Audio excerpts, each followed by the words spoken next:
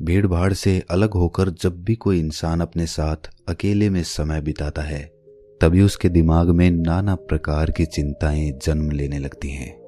मनुष्य की प्रवृत्ति ही ऐसी है कि वो ज्यादातर समय नकारात्मक ही सोचता है। अपने लक्ष्य को कैसे प्राप्त किया जाए, ये सोचने की जगह वो ये सोचता है कि अगर लक्ष्य पूरा नहीं हुआ तो मैं क्या करूंगा।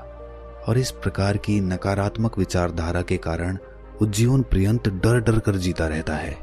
अगर पूरी बुद्धिमानी और सजगता के साथ इस डर को समझा ना जाए तो यही डर इंसान के पतन का कारण बनता है। ऐसा मनुष्य जो खुद पर संशय करता है, खुद पर संदेह करता है, भला वो कैसे सफल हो सकता है। लेकिन बुद्धिमानी से अगर इस डर का उपयोग किया जाए तो यही डर उसकी सबसे बड़ी ताकत बन सकता है।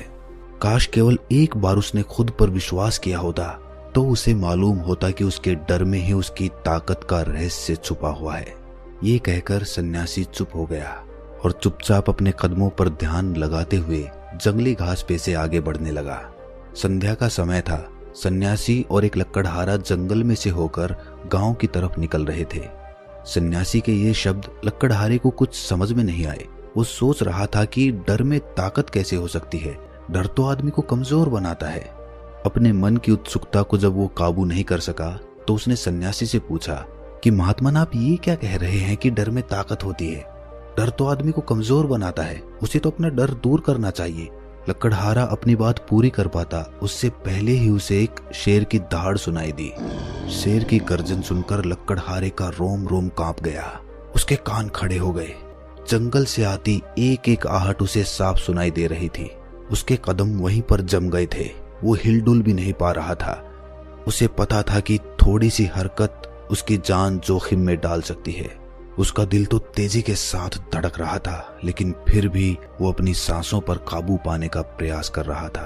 कुछ देर बाद जब खतरा टल गया तब सन्यासी ने कहना शुरू किया।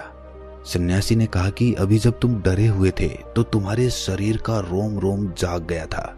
जंगल से आ रही छोटी से छोटी आहट पर भी तुम्हारा ध्यान लगा हुआ था। तो इस प्रकार अपने मन के डर के कारण तुम होश में आ पाए, तुम पूरा ध्यान लगा पाए। इससे पहले जब तक तुम्हें शेर की दहाड़ सुनाई नहीं दी थी तब तक तुम अपने विचारों में खोए हुए थे।